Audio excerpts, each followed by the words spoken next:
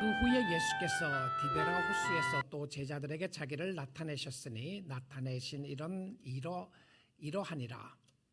시몬 베드로와 디두모로 하는 도마와 갈릴리 가나 사람 나다나엘과 세베대의 아들들과 또 다른 제자 둘이 함께 있더니 시몬 베드로가 나는 물고기 잡으러 가노라 하니 그들이 우리도 함께 가겠다고 나가서 배에 올랐으나 그날 밤에 아무것도 잡지 못하였더니 날이 새어갈 때 예수께서 바닷가에 서셨으나 제자들이 예수이신 줄 알지 못하는지라.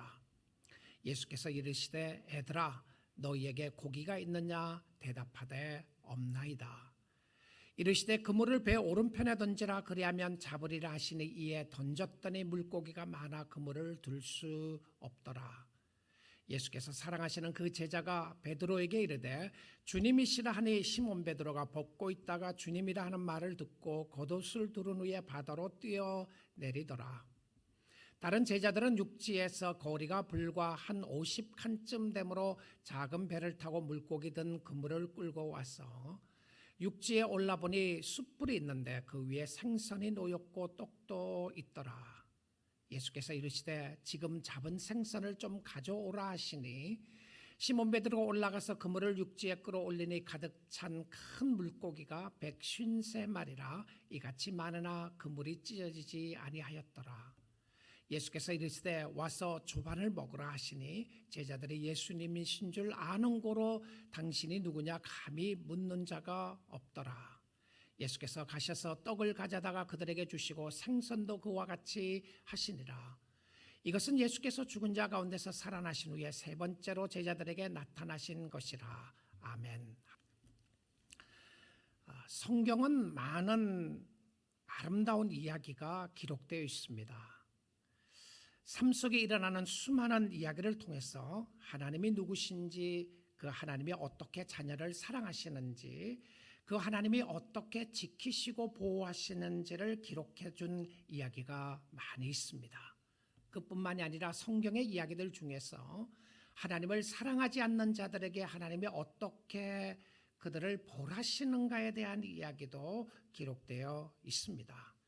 근데 성경은 삶의 이야기를 통해서 하나님을 보여주시는데요. 하나님을 보게 하시고 하나님을 느끼게 하시고 하나님을 사랑하게 하시고 하나님을 섬기게 하십니다. 다윗과 골리앗의 이야기를 통하여 도저히 이길 수 없을 것 같았던 골리앗을 이기는 하나님의 능력을 보여주시는 이야기가 있고, 룻과 보아스의 사랑의 이야기를 통해서 사랑받을 자격이 없는 자에게 사랑을 베푸는 모습을 볼 수가 있고요. 엘리야가 지쳐 있을 때에 어떻게 그 엘리야를 회복시키시고 또 축복하시는가에 대한 부분을 까마귀를 통해서 먹을 것을 공급해 주시고 마실 물을 공급해 주셨던 하나님의 채우시는 이야기가 기록되어 있습니다. 다니엘이 사자굴에 있으면서도 어떻게 용맹하고 무서운 사자가 다니엘을 잡아먹을 수 없었는지에 대한 이야기를 통해서 하나님의 위대하심을 보여주고 있었고, 앞뒤가 꽉 막혀 있었던 홍해의 사건을 통하여 하나님이 길을 여시고 축복하셨던 역사를 보여주고 있었습니다. 슬픔과 좌절과 절망 가운데 있었던 두 제자를 통하여, 엠마오로 가고 있었던 제자를 통하여 나타나셨던 예수님은 그들을 회복시키시고 축복하시고 사랑하셨던 아름다운 감동적인 이야기가 기록되어 있습니다. 성경은 스토리텔링을 잘하고 있습니다. 우리의 인생의 삶을 돌아보면서 우리가 누구인지, 어떤 이야기를 가지고 있는지, 어떻게 우리가 여기까지 오게 되었는지에 대한 이야기들을 담고 있다는 사실입니다. 성경에는 많은 이야기가 나오는데요. 그 중에 정말 아름다운 이야기, 제가 사랑하고 좋아하는 이야기 중에 하나가 바로 요한복음 21장에 관한 이야기입니다. 요한복음 21장에 나오는 이 스토리는, 이 이야기는 요한만이 기록한 복음서 중에서 사도 요한만이 기록한 특별한 이야기입니다. 사랑하는 제자들에게 찾아오셔서 아침상을 차려주시고 아침을 먹이시면서 하나님의 지극하신 사랑의 모습을 그리스도가 보여주었던 그 사랑의 이야기가 요한복음 21장에 나오는 이야기입니다.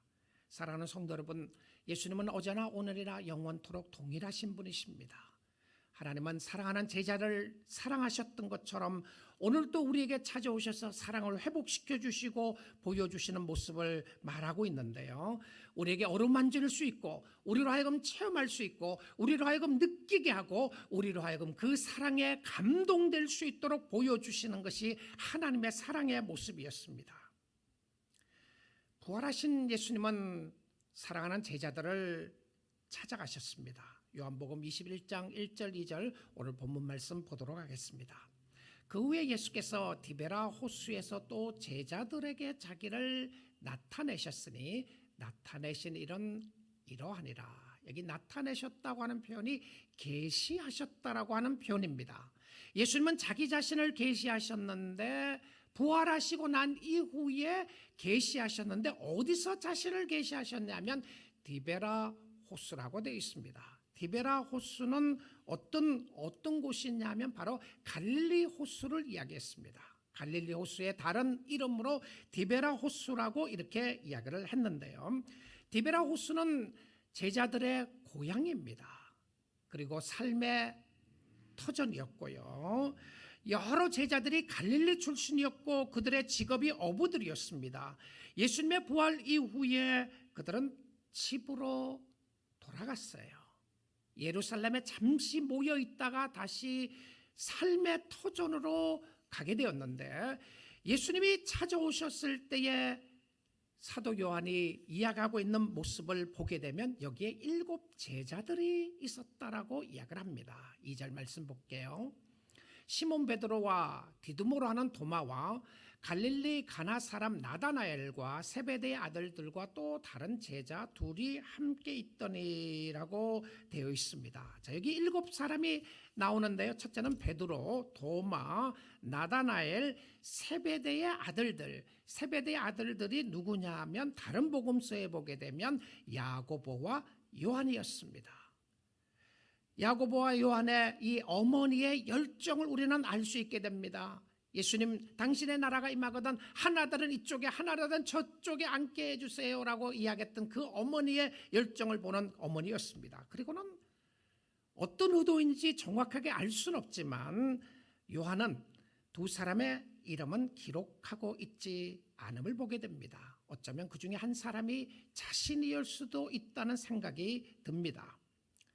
자, 그런데 이 마지막 상황, 이 내 이야기의 마지막 절에 보게 되면 예수님이 부활하시고 난 이후에 제자들에게 찾아오셨던 이 사건이 디베라 바다에 찾아오셨던 예수님이 이것이 첫 번의 사건이 아니라고 하는 이야기를 마지막 이 이야기의 끝부분에 가서 요한은 기록을 하고 있음을 보게 됩니다.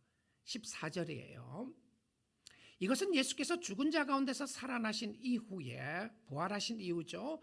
3번째로 제자들에게 나타나신 것이라. 아마 이 말씀을 통해서 요한의 의도를 엿볼 수 있을 것 같습니다. 왜 예수님이 3번이나 제자들에게 나타났을까? 그러면 언제였는가?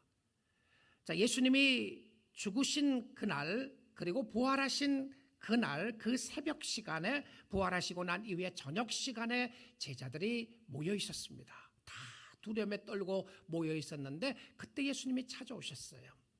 그 제자들이 모여 있는 가운데 그 당시 그 순간에 도마가 함께하지 않았습니다.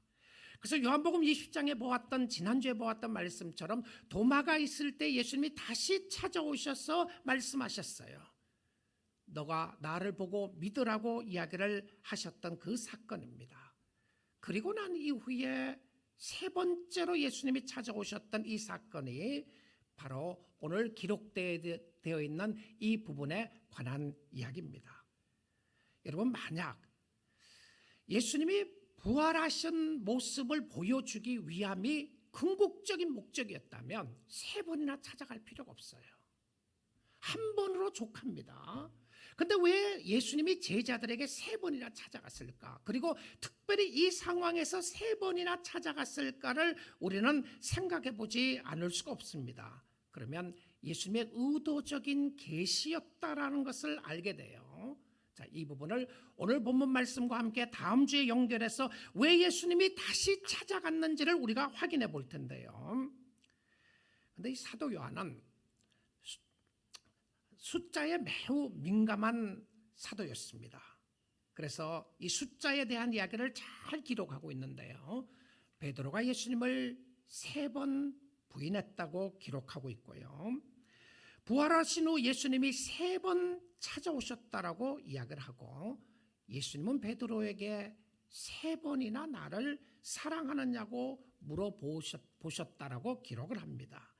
그리고 물고기가 몇 마리 잡혔는지에 대한 물고기 잡힌 숫자에 대해서 이야기를 하는데 153마리가 잡혔다라고 그렇게 이야기를 합니다.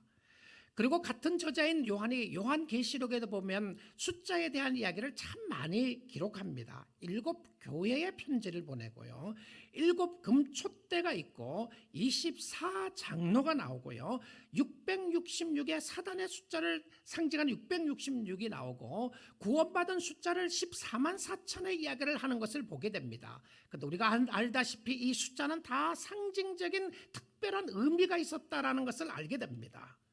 학자들은 이 153이라고 하는 히브리 알파벳을 풀어보게 되면 이것은 베네이 엘로힘이라고 하는 단어라고 합니다. 베네이 엘로힘이라고 하는 것은 하나님의 아들들이라고 하는 의미를 상징해주고 있는데 이것이 바로 153이었다라고 하는 이야기입니다. 제가 직접 연구해 본 건 아니지만 잠깐 지나가는 말씀으로 드리는 말씀입니다. 어쨌든 이 사건 속에서 3번이나 찾아오셨던 예수님의 모습을 보게 됩니다. 참 놀랍게도요, 부활하신 예수님이 3번 찾아오셨는데 예수님의 제자들은 사명을 잘 깨닫지 못했던 것 같아요.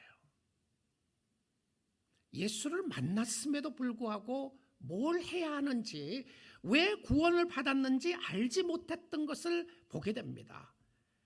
그들은 사람을 낚는 어부의 역할을 가지고 있었는데 그것을 알지 못하고 깨닫지 못하고 성령의 역사가 임하기 전에는 예수를 만나고 보았음에도 불구하고 이것을 알지 못하고 여전히 삶의 현장에서 살아가고 있는 것을 보게 됩니다. 그런데 예수님이 삶의 터전에, 삶의 현장에 찾아오셨어요. 예배 가운데서 찾아오시지만 여러분의 직장에, 여러분의 일터에, 여러분의 가정에, 여러분의 휴식을 취하고 있을 그 순간에 예수님이 찾아오시는 겁니다. 요한복음 21장 3절 말씀 보겠습니다. 시몬 베드로가 나는 물고기 잡으러 가노라 하니 그들이 우리도 함께 가겠다 하고 나가서 배에 올랐으나. 자, 여전히 베드로가 리더십을 가지고 인도하고 있는 것을 보게 되는데요, 어쩌면 자기 스스로 자기 혼자서 자기는 고기를 잡으러 가겠다고 이야기를 하고 잡으러 갑니다. 그리고 그날 밤이었습니다. 시몬 베드로는 갈릴리 출신이고요, 그리고 이 호수에 대해서 디베라 호수, 갈릴리 호수에 대해서 잘 알고 있는 사람이었습니다. 그리고 그는 고기를 잡는데 낮에 잡으러 간 것이 아니고 밤에 잡으러 갔습니다.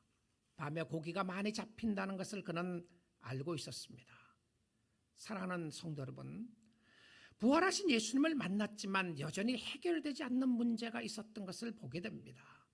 마음에 좌절되었던 마음, 실망되었던 마음, 먹고 사는 문제에 대하여 그는 해결하기 어려운 문제가 있었던 것을 보게 됩니다. 이 부분은 단순히 고기 잡는 일로 끝나는 것이 아니었습니다. 옛 생활로 돌아가는 모습이었어요. 부활하신 예수님을 보았음에도 불구하고 여전히 사명은 감당하지 못하고 있는 모습으로 보게 됩니다. 본 것으로 끝났어요. 오늘날 많은 사람들이 여기서 끝나지 않나 생각해 보게 됩니다. 나는 예수를 보았습니다. 나는 예수를 만났습니다. 나는 예수를 알고 있습니다. So what? 아무런 삶의 변화가 없는 모습이 바로 베드로의 모습과도 같다는 생각이 들곤 합니다. 일터로 돌아가는 일 자체가 잘못된 것을 이야기하는 것이 아니었습니다. 그들은 주님의 의미를 깨닫지 못하고 사명을 깨닫지 못했던 모습을 보게 되는데요, 여러분, 우리도 그렇지 않나요? 예수를 믿는 것으로 만족하십니까? 예수를 아는 것으로 만족하시나요? 아무런 소명 없이 살아가고 있습니까? 절망과 낙심 가운데 살아가고 계시나요? 베드로가 고기를 잡으러 가겠다고 하니까 다른 제자들도 함께 갑니다. 밤이었습니다. 갈릴리 호수였습니다. 그들은 전업이 어부들이었습니다. 그들은 어부로서 갈릴리 호수는 늘 가던 일터였고요. 그곳에서는 주로 밤에 고기를 많이 잡을 수 있는 그런 시간이었습니다. 그런데 성경은 이렇게 기록을 해주고 있어요. 밤새도록 고기를 잡는데 한 마리도 잡지 못했다고 말입니다. 허무함이죠. 그렇지 않아도 마음이 공허하고 허무한데 일하는 것도 제대로 되지 않는 모습을 보게 됩니다. 여러분, 그날 밤에 고기를 한 마리도 잡지 못했다고 하는 것은 기적입니다. 여러분, 기적이 딴 것이 아니고요, 늘 잘 되는 것만이 기적이 아니라 여러분이 평소에 잘하는 것, 여러분이 도저히 실수할 수 없고 실패할 수 없는 일을 실패하는 거예요. 이 일은 내가 평소에도 잘 하는 것이고 늘 하는 것인데 안 되는 거예요. 자, 여러분, 하나님의 모습을 생각해 보십시오. 하나님은 그날 저녁에, 예수님은 그날 저녁에 일을 하시고 계셨습니다. 무슨 일을 하셨다고 생각이 드시나요? 고기로 하여금 한 마리도 그물에 들어가지 못하도록 밤새도록 고기를 쫓고 있었다는 생각을 해보셨나요? 야, 너 거기는 들어가지 마라. 다른 데는 다 가도 되는데 내 아들이 하고 있는 베드로가 던진 그물에는 들어가지 마. 끝까지 고기 한 마리도 잡지 못하도록 하신 하나님의 역사를 보게 됩니다. 모든 것이 잘 될 때만 하나님의 기적이 아니라 자신에게 가장 자신 있고 잘할 수 있을 것이라고 생각하는데 어려움이 닥칠 때에 하나님이 무엇을 하시는지를 한번 돌아보십시오. 나는 실패할 수 없는 일입니다. 이 일은 자신 있는 일이었고 늘 잘할 수 있는 일이라고 생각했는데 어려움이 생기는 거예요. 인생의 문제에서 나는 누구보다도 잘 살고 잘할 수 있다고 생각했는데 어느 날 나의 마음속에 깊숙이 찾아오는 공허함과 답답함과 허전한 모습 말입니다. 이 자녀들은 나에게 최고의 선물을 줄 것이라고 생각했던 그 자녀가 여러분의 마음에 배신감을 주고 아픔을 주었던 그 순간 말입니다. 주님이 여러분에게 가르쳐주고자 하는 레슨이 있어요. 여러분, 주님은 우리의 삶 가운데 자주 과거의 사건들을 돌아보게 하는 역사가 있게 됩니다. 그래서 또 찾아오시는 거예요. 베드로에게는 고기를 한 마리도 잡지 못했던 사건이 이번이 처음이 아니었습니다. 예수님이 베드로를 부르실 때에도 그날 밤새도록 고기를 잡았는데 한 마리도 잡지를 못했던 기억을 하게 됩니다. 주님을 만났던 첫사랑을 떠오르게 한 사건이었습니다.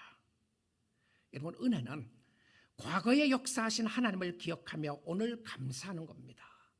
뒤를 돌아보면서 하나님이 나의 여정 가운데 나의 삶을 여기까지 인도하셨구나라는 것을 돌아보며 하나님 앞에 감사를 하는데요. 베드로를 부르셨을 때에도 예수님이 이런 상황 가운데 오셨어요. 그날 밤에도 베드로가 고기를 한 마리도 잡지 못하는 역사가 있게 됩니다. 누가복음 5장 4절 6절입니다. 말씀 보겠습니다. 말씀을 마치시고 시몬에게 이르시되, 시몬 베드로입니다. 시몬 베드로에게 이르시되 깊은 데로 가서 그물을 내려 고기를 잡으라. 깊은 데는 고기가 잘 있지 않습니다. 특별히 밤에는 얕은 곳으로 나오게 되는데 예수님의 말씀이 깊은 데로 가서 고기를 잡으라고 이렇게 이야기를 해요. 자, 그 이야기를 들은 베드로는 이렇게 예수님께 대답을 합니다. 시몬이 대답하여 이르되, 선생님. 자, 이 상황에서요, 아직도 예수님의 제자가 되기 전이에요. 부르시기 전이었습니다. 그러니까 예수님을 향해서 선생님이라고 그래요. 선생님이라고 이야기하면서 우리들이 밤이 새도록 수고했는데, 밤새도록 고기를 잡았는데 잡은 것이 한 마리도 없습니다. 잡은 것이 없지만은, 자, 여러분 생각해 보시면 이렇습니다. 지금 말씀하시는 선생은 누구냐면 목수 출신입니다. 컬펜터 출신이고요. 그의 아버지 어머님을 따라서 목수 일을 했던 사람이고, 고기 잡는 일에 대가고 고기 잡는 일에 직업을 가지고 있었던 사람이 베드로와 그의 친구들 동역자들이었습니다. 이 상황 속에서 베드로가 혼자 고기로 잡아를 갔던 것이 아닌 것을 이야기하는 것은 복수형으로 사용을 하고 있어요. 그럼에도 불구하고 여러분, 우리가 하나님의 말씀에 잘 순종하지 못하는 이유는 우리의 생각이 옳다고 생각하기 때문에 그렇습니다. 예수님 좀 가만 계세요. 예수님이 이 부분은 내가 잘합니다. 돈 버는 일에 있어서는 내가 잘합니다. 성공은 내가 할 수 있어요. 건강의 문제에 있어서는 이 부분은 가만 계세요. 안 되는 것만 좀 도와주세요.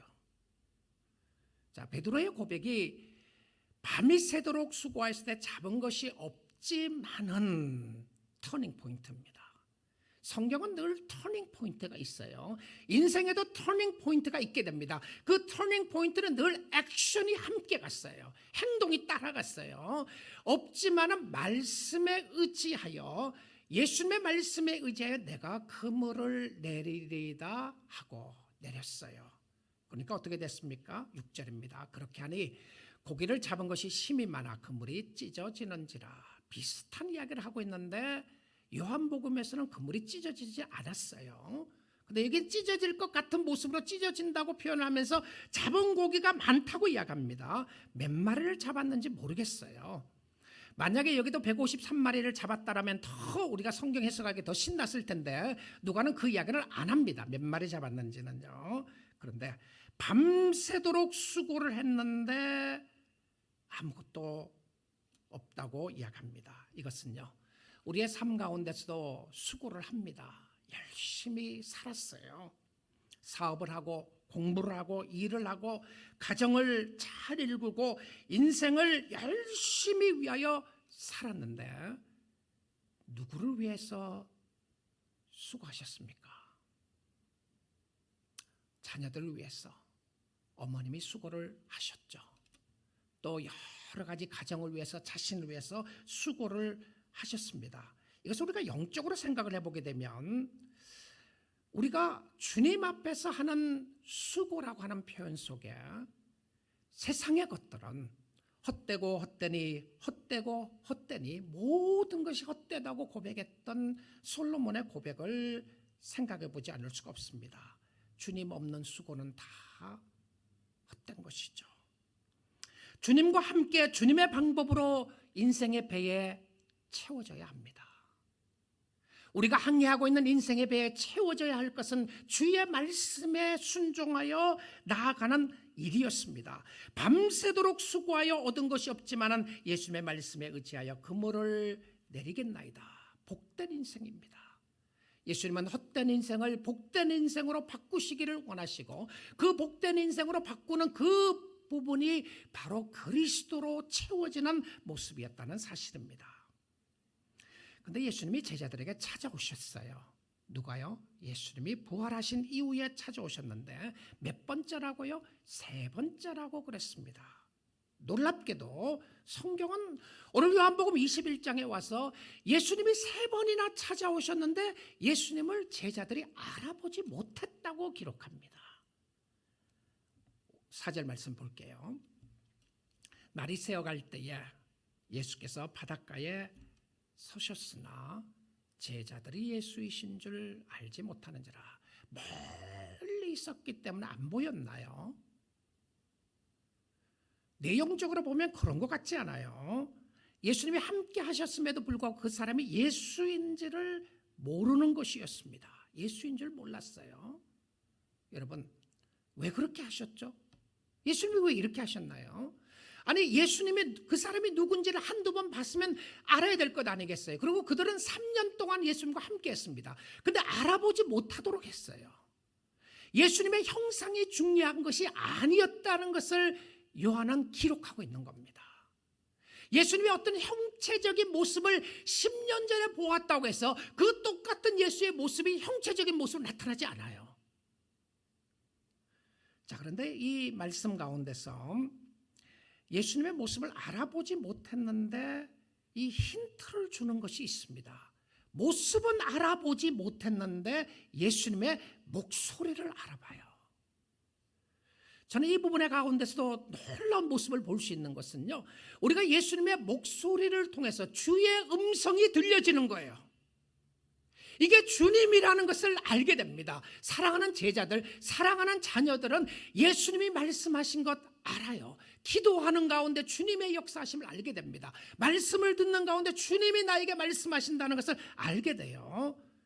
어떻게 알 수 있습니까? 5절에 보시면 이렇게 되어 있어요.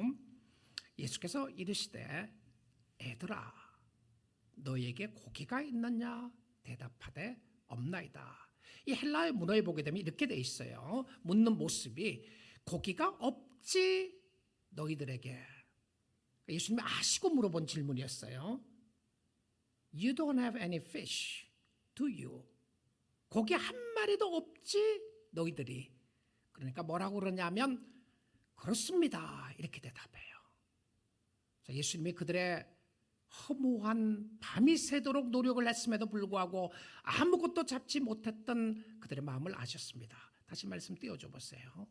그런데 예수님이 뭐라고 부르시느냐 하면 그 제자들을 향해서 애들아 이렇게 불러요. 애들아.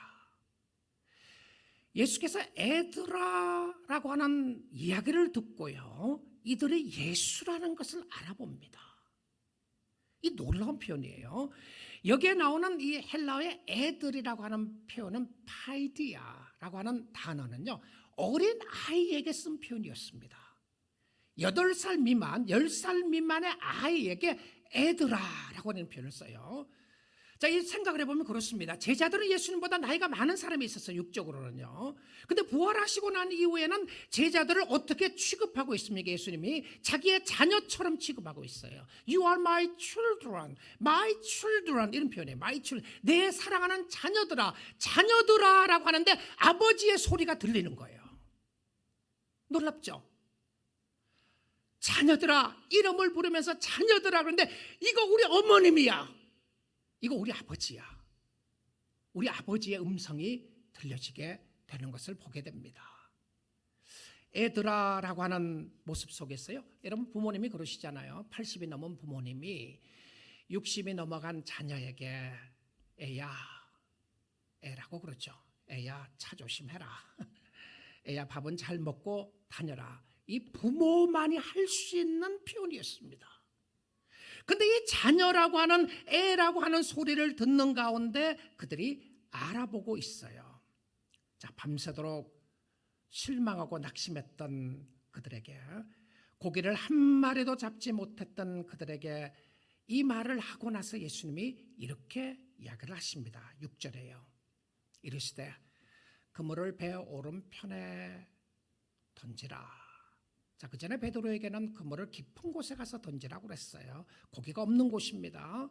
근데 요한은 그물을 오른편에, 배 오른편에 던지라고 합니다. 성경에 보게 되면 계시록에서는 오른편을 하나님의 권능의 편으로 이야기를 했어요. 오른손, 주의 오른손에 붙잡힌 바 되고 주의 권능의 손에 붙잡힌 바 되는 상징적인 모습을 볼 수 있어요. 배 오른편에 그물을 던지라 그래야면 잡으리라 하시니 이에, 이것도 행동이죠. 이에 던졌더니 물고기가 많아 그물을 들 수 없더라. 여러분, 이 던지는 상황까지 이들이 예수님을 잘 알아보지 못했어요. 그런데 알아본 제자가 있었습니다. 누가 예수라는 것을 먼저 알아보았느냐면요, 7절에 한번 보겠습니다. 예수께서 사랑하시는 그 제자가 요한이었을 가능성이 많죠. 요한과 야고보와 베드로를 늘 같이 함께 동행했고 변화산에서 변화되었던 모습이 함께 있었던 모습을 보여주고 있는데요. 그런데 베드로는 예수를 이 상황까지 예수를 알아보지 못했어요. 근데 그 중에 누구 중에 한 사람은 예수의 음성을 들었습니다. 사랑하는 제자가 들었어요. 자, 듣고 나서 뭐라고 그러냐면 선생님이다 라고 이야기하지 않고요, 뭐라고 고백해요? 주님이시다 라고 이야기합니다. The Lord is here. 주님이 오셨습니다. 주님이십니다.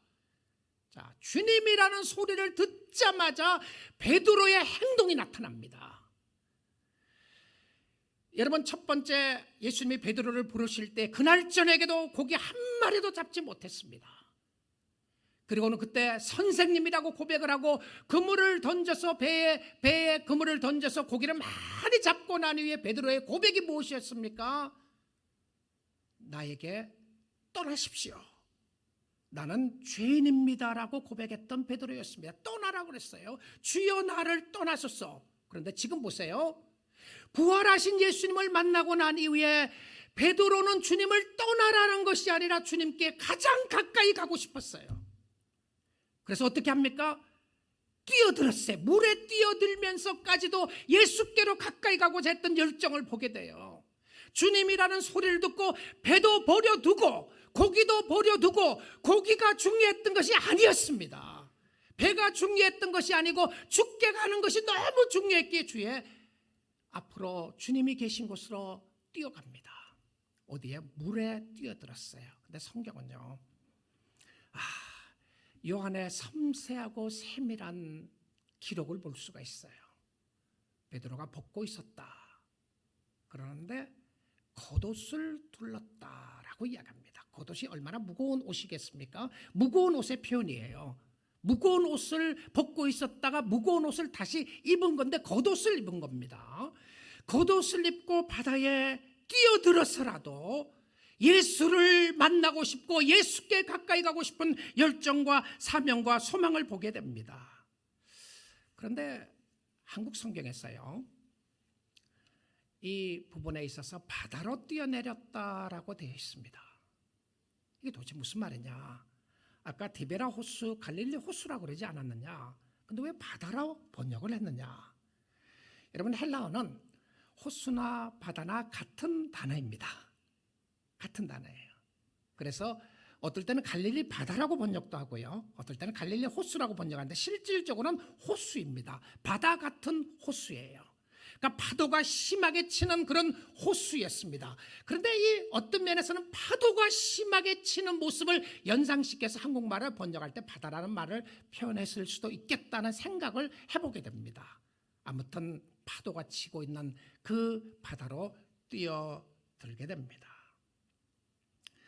요한복음을 기록한 요한은 하나님의 속성을 기록하면서 제일 많이 강조하는 하나님의 속성이 하나님의 사랑입니다. 하나님이 세상을 이처럼 사랑하셨습니다.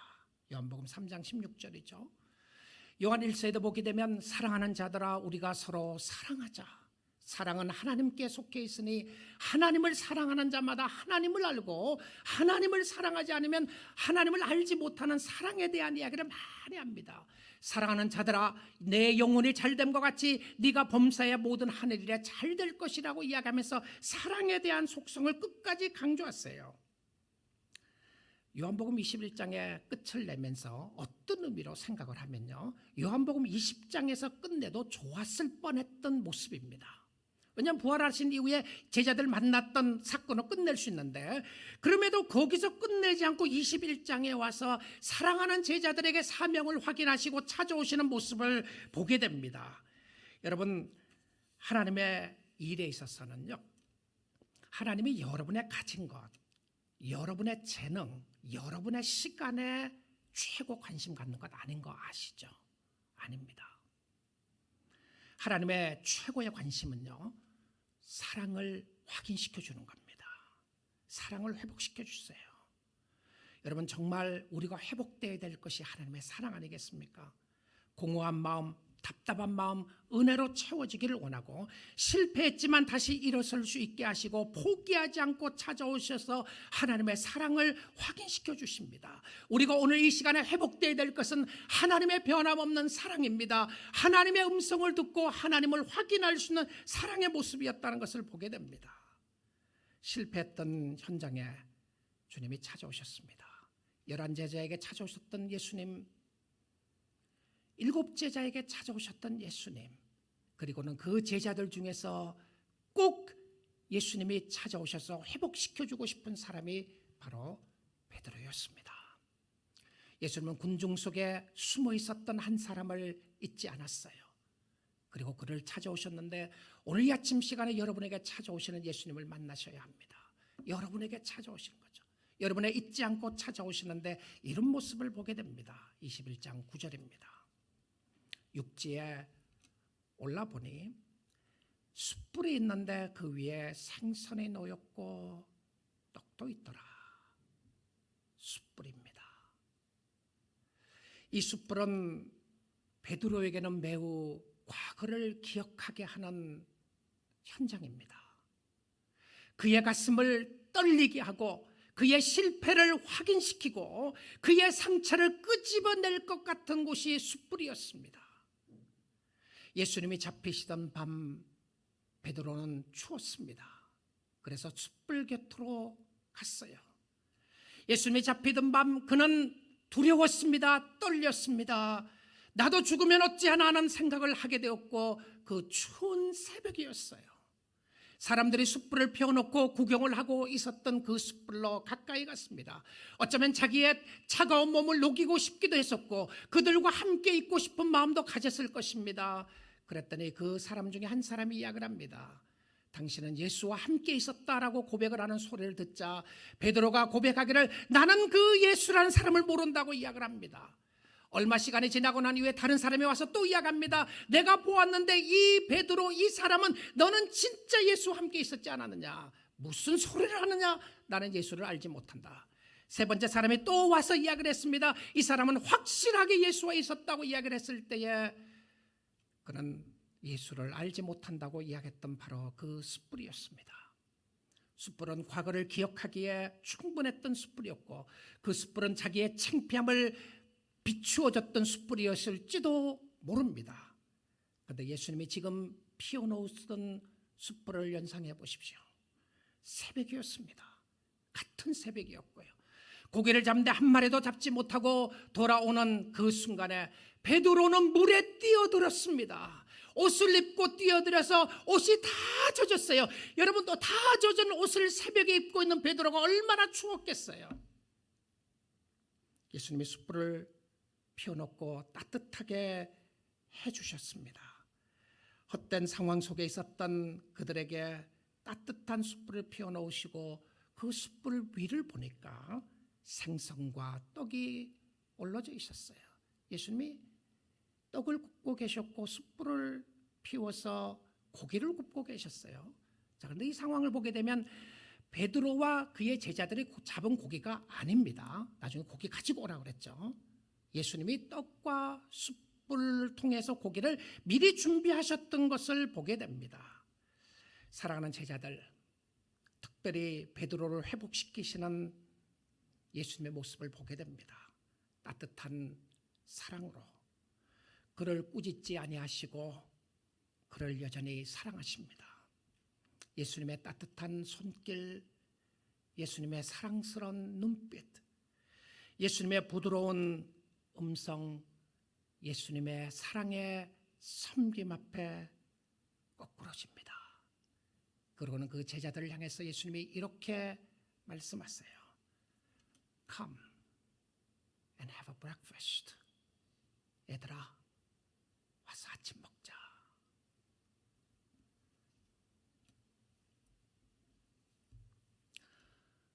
아침을 먹을 수가 없었습니다. 예수님이 손수 준비해 놓으신 아침을 제자들이 먹을 수가 없었어요. 12절 한번 보겠습니다. 예수께서 이르시되 와서 아침을 먹으라, 조반을 먹으라 하시니 제자들이 이제 다 주님이시라는 것을 알았어요. 주님이신 줄 아는 거로 당신이 누구냐 감히 묻는 자가 없더라. 왜 이 표현을 했을까요? 물어야 될 이유가 뭐가 있겠어요? 근데 왜 당신이 나를 위해서 이렇게 사랑을 베푸십니까? 이 표현이죠. 그렇죠? 왜 나에게 이런 사랑을 베푸시나요? 와서 아침을 먹으라. 저는 가끔, 늘 그러면 좋겠지만 가끔 설교하다가 설교를 준비하다가 하나님이 주신 감동을 느끼고 체험할 때가 있습니다. 이번이 정말 진한 성령의 감동이 있었는데요. 제가 설교를 쓰다가 바로 이 장면에 왔습니다. 와서 아침을 먹으라 타이프를 치는데 칠 수가 없었어요. 복받쳐 오르는 감정과 사랑에 한참 흐느껴 울 수밖에 없었습니다. 주님이 이렇게 나를 사랑하시는구나. 실패하고 좌절되고 절망되었던 나에게 주님이 이렇게 찾아오셔서 먹이시고 입히시는구나 생각을 하게 됐어요.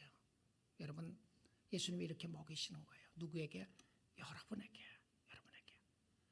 근데 저는 이 제자들의 모습이 정말 새로워요. 자, 그 이야기를 듣고요, 그들이 가서 아침을 먹지 못했다는 사실입니다. 예수님이 손수 준비해 놓으신 아침 그 숯불, 베드로를 기억하게 하는데 예수님은 다른 말씀 한마디 안 하시는 거예요. 여기까지. 너희들이 그럴 수 있냐? 내가 너희를 믿었는데 네가 어떻게 나를 배신하느냐? 네가 죽기까지 나를 따르겠다고 너가 입으로 말하지 않았느냐? 근데 어떻게 그럴 수 있느냐? 아무 말씀 안 하시는 거예요. 그리고는 변함없는 사랑을 확인시켜 주시면서 숯불을 통해서 하나님의 사랑을 보게 하시고, 그리고 떡을 구우시고 생선을 구우셔서 추워 있었던 그들의 몸을 녹여주시고 허무했던 그들의 삶 속에 채워주시는 모습을 보여주신 거예요. 예수님은 여러분에게 필요를 채우시는 분이십니다. 예수님은 세상의 것들도 앗아가는 분이 아니에요. 세상 것들도 채워주시면서 그것만 가지고 사는 것이 아니라 주님을 의지하고 살도록 만들어주시는데요, 이 아침을 공급해서 주시는 주님의 모습을 보게 됩니다. 참 이 먹는 게 중요해요. 먹는 게 너무너무 중요해요. 사랑하는 사람들에게 어머님이 손수 준비하셔서 자녀들에게 상을 차려주셨던 그 사랑을 잊을 수가 없잖아요. 우리 할머니가 내가 좋아하던 거 먹여주셨던 그 음식을 잊을 수가 없어요. 예수님의 음식을 잊을 수가 없게 합니다. 그런데 그들은 와서 먹을 수가 없었어요.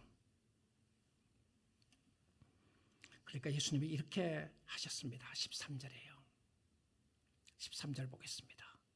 예수께서 이르시되, 13절요. 예수께서 가셔서 떡을 가져다가 그들에게 주시고 생선도 그와 같이 하시니라.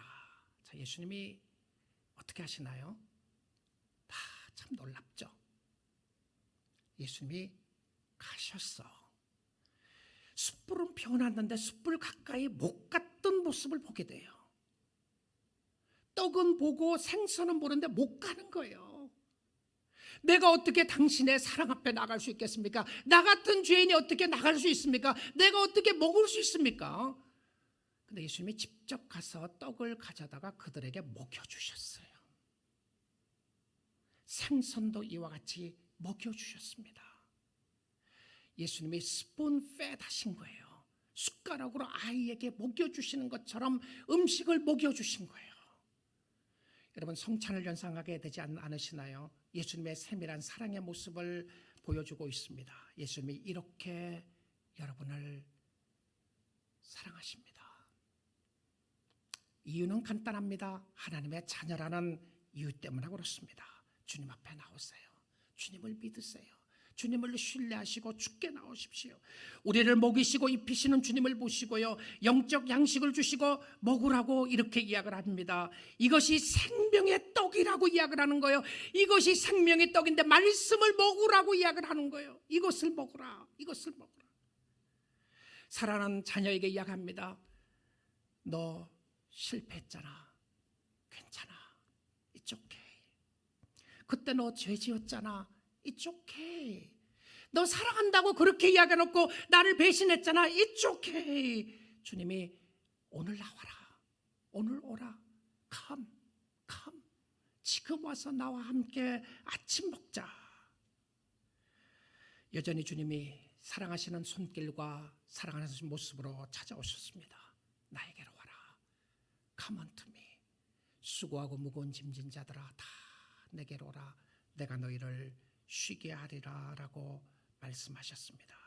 사랑하는 성도 여러분, 우리의 얼어붙은 마음을 녹이시고 죄로 말미암아 찌들어 있는 마음의 용서와 평강을 주시고 이민생활의 고단함으로 말미암아 지쳐있는 여러분에게 주님이 찾아오셨습니다. 코로나 팬데믹으로 인하여 마음이 답답해하고 마음에 공허하고 억울하고 분하고 힘들고 어려운 상황이 있을 때에 주님이 찾아오셔서 말씀하십니다. 와서 아침을 먹어라. 주님의 따뜻한 음성과 주님의 사랑 앞에, 주님, 나는 감히 주님 앞에 갈 수 없는 존재이지만 주님이 나를 가지도 못하고 있는 나에게 찾아오셔서 먹여주시는 주님을 바라보시면서 그 주님의 사랑에 감사하고 감격하여 주님 섬기는 여러분 될 수 있기를 주님의 이름으로 축복드립니다.